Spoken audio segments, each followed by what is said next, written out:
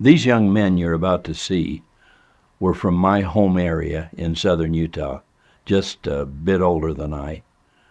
When I was 10 years old, they were shipping off to Korea.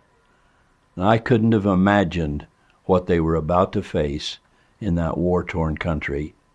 None of us could, but we are so grateful for what they did.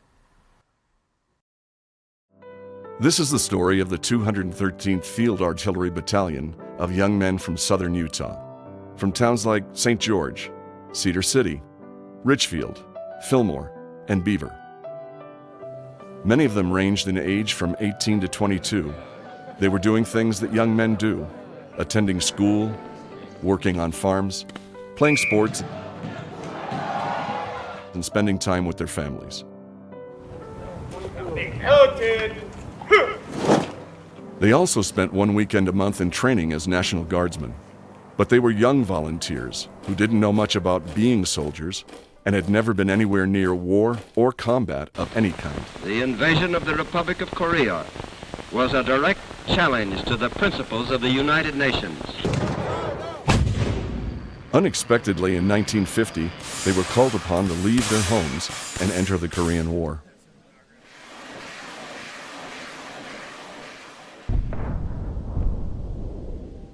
They didn't know where Korea was or what the war was about, but they accepted the call to serve based on faith in their leaders, their family, and their God, and with an understanding that freedom isn't free. Just before they shipped out, the St. George Temple president of the Church of Jesus Christ of Latter-day Saints, Harold S. Snow, met with them and promised that if they lived true and faithful to their God, he would protect them through the challenges that lie ahead. And he just told them if they would keep the commandments, everything, then they'd come back okay. President Snow, before we left for Korea, promised me, he says, that you men from southern Utah are going into some rather perilous days ahead of you. He says, you don't need to worry, you're going to be preserved. You're going to be all right. And that's about the only thing I remember, the things he told us that day in the temple here in St. George. That promise was made, and I didn't think any more about it. And I didn't think much about it until years later, after we'd gotten back, and I suddenly realized what had been promised us. The men of the 213th were first sent to Fort Lewis, Washington for further training as artillerymen.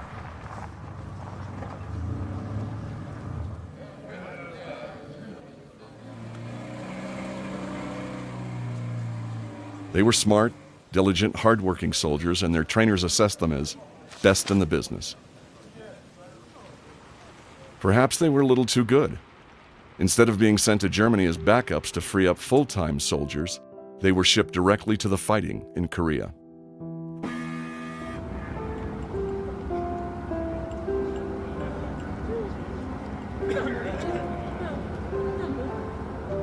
Upon arrival in Busan, they immediately stood out. They were different from other soldiers. They were good, clean-living, obedient Latter-day Saint young men. Their leader, Lieutenant Colonel Frank Daly, was like a father Helaman to these young modern-day stripling warriors. He called them his sons. He knew their families and parents and felt that if even one of them didn't make it safely home, he'd never be able to face their parents again. He was a man of deep faith who spent a significant amount of time each day in sincere prayer with his Heavenly Father. I know I saw Colonel Daly on his knees more than once. And I know he asked for help, and I know he received it. Before long, the fighting of the war became so intense that the 213th was moved up near the front, north of a small Korean town called Gapyeong. The battalion was spread out and positioned with the assumption that they were backup support for frontline soldiers. However, due to what's often called the fog of war, these 240 men found themselves completely alone and unprotected on the front line. On the night of May 26, 1951, an enemy brigade of 4,000 Chinese and North Koreans launched a surprise attack on these Utah soldiers. The enemy's overwhelming assault began in the early morning hours. Outnumbered 16-1, the Americans' fight for survival was ferocious. Canon Parkinson says get that machine gun nest. And so I locked the gun where those tracers was coming from, and I fired that 50 caliber till the barrel melted. They fought hand to hand in the darkness, but miraculously, the 240 held their ground. At dawn, Captain Ray Cox led a combat patrol with just 18 men, using a 105mm howitzer as a tank. Following his lead, the patrol hurtled up the valley, destroying numerous machine gun nests and inflicting heavy casualties. The enemy finally withdrew, attempting to climb the surrounding slopes under the intense artillery barrage from the Utah soldiers.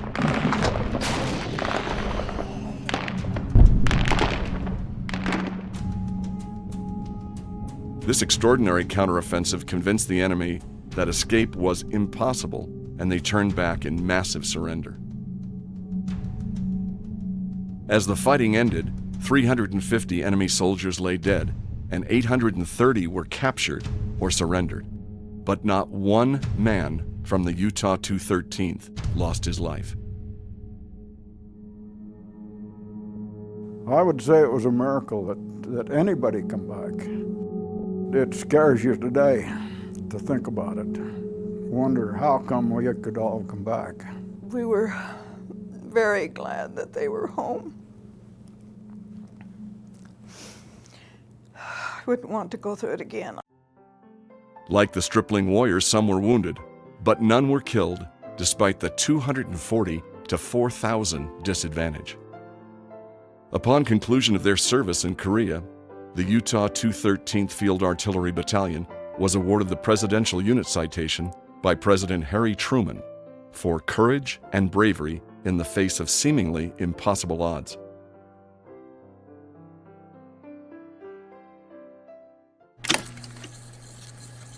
Colonel Daly was interviewed by the famous CBS broadcaster Edward R. Murrow on national radio. For moments, I suppose, I was almost dazed. Then instinctively my thoughts turned to God, and I knew that our safety was in the hands of our Maker. I humbly asked for help, as I know and felt that many of the others did who were near me. I feel sure that I was guided by a supreme being.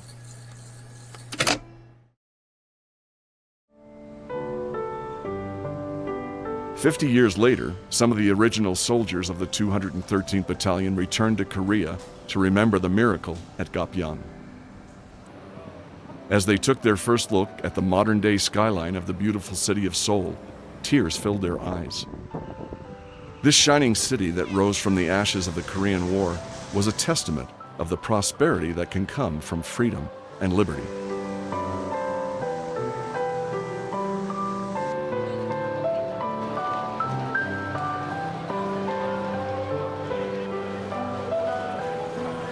They were overcome with emotion as they realized what they had fought for 50 years ago had enabled the good, hardworking people of Korea to rebuild one of the truly great countries of the world.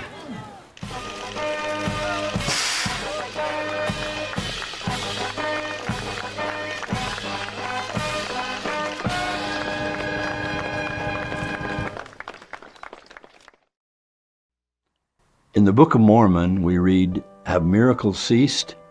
I say unto you, nay.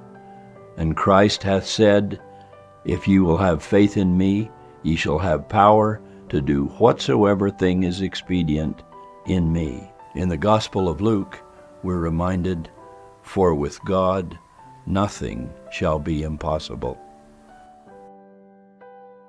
I think the reason that I came back along with everybody else was because of the tremendous leadership that we did have, and especially the divine guidance.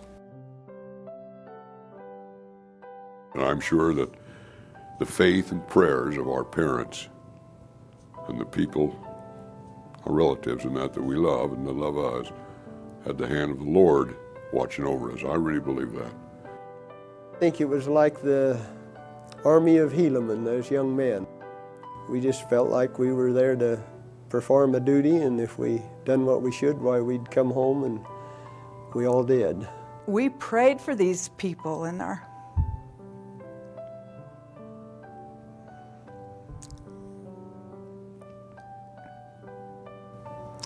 I think our prayers were answered. Not all of us are at war and outnumbered 4,000 to 240, but I can tell you that we will all face difficult challenges in our lives. And the lesson that we can take from the miracle at Gapyeong is that when we are true and faithful to the Lord, miracles of all different shapes, sizes, and timing will happen in our lives. To our remarkable youth of today, I say, please, please be faithful. Please be courageous and obedient. Please trust in the Lord with all your heart. I promise that He will direct you for good.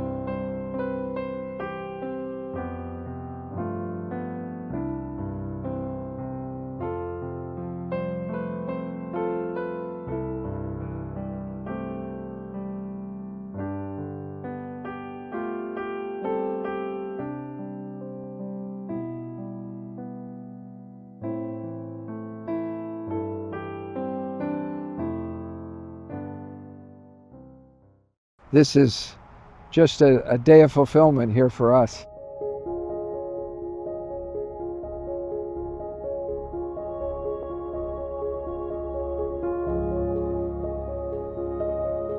Temples give to us a place that for us is the most sacred place in all the earth. Thank you to our friends in the MIA who took the time to come be with us today.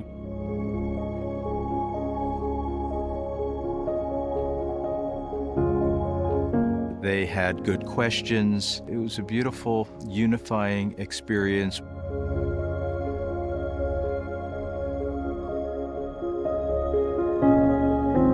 It just fills our heart thinking about what this means in northern Florida. And there are multi-generational members of this area who are just overwhelmed that the house of the Lord has come to the Tallahassee area. I'm just so thankful that we have the opportunity, but even more so for my children and my children's children to have the opportunity to go to the temple and become more like Jesus Christ. It gives us a place where, dressed in white, we can reflect on what is really important in life.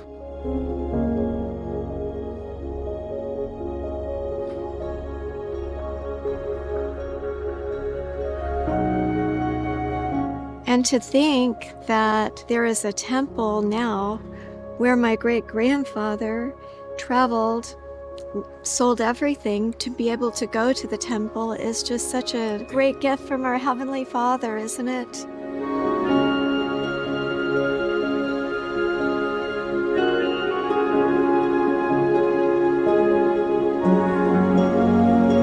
Temples mean the opportunity to learn more about Jesus Christ, to draw near to Him, to find hope in His teachings. It's being the kind of people we should be, loyal and good and unselfish, thinking less about ourselves.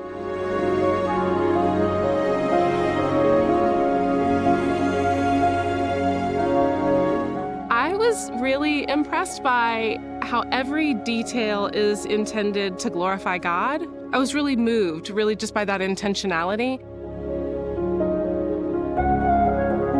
The temple blesses the community as a whole. It's not just members of the church. The whole community is lifted, it's blessed.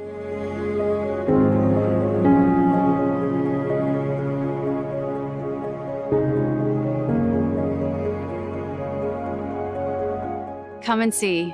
come and join with us and appreciate the beauty of the temple, but also come and feel what the temple really means to us because of our faith in Jesus Christ. This is going to bring so much joy to so many people.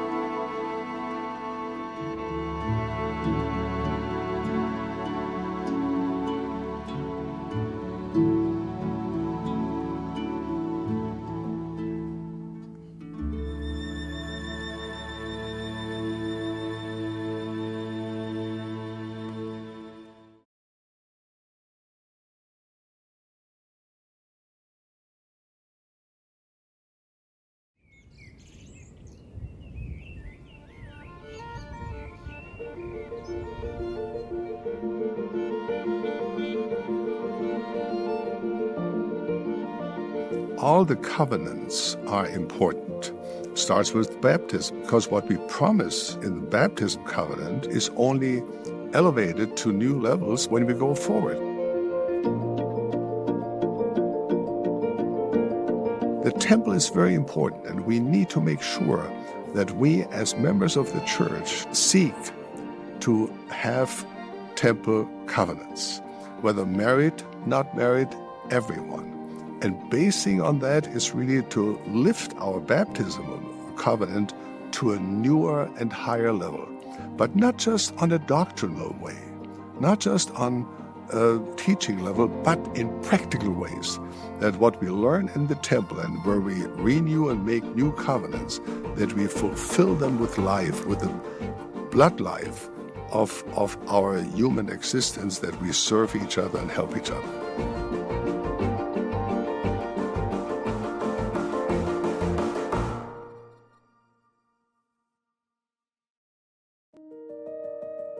I always knew there was something that just wasn't quite there and it was missing. I just didn't know what it was. The little village that we were from, classic British seaside town, was quite socially depressed. A lot of people didn't have much money. I felt guilty to ever think about someone having to take my burden on. So one evening, I was at the bus stop. There was two men fully dressed in suits and ties and white shirts. This is North Shields Town Centre, and right over here is the bus stop where I first met the missionaries. I was probably around about here, and the missionaries were just a little bit further along. And you can imagine it's dark and it's cold and it's only us at the bus stop, so it's pretty intimidating to talk to a randomer, but they made a joke similar to what I would make to break the ice, and I immediately felt sort of at ease and disarmed, I guess, that these guys were just comfortable to be around and I could just be myself with them. I really felt a good connection with them straight away. Take away the name badge, take away the suit and the tie, we just became friends. So I grew up in this area and I walked down the street so many times, going to college, going to see friends, and I had no idea that the church was literally right here on my doorstep until the missionaries brought me one Sunday. So whilst I was really comfortable with the missionaries and I trusted in their invitation that I would come here and find people who cared, I was still super nervous about coming here. I didn't know what to expect. And it could not have went any better. I immediately felt loved, I immediately felt cared for, and that I really belonged. The members were amazing at representing Jesus Christ. That relationship with Jesus Christ that I never had before, my relationship now with him is pure love.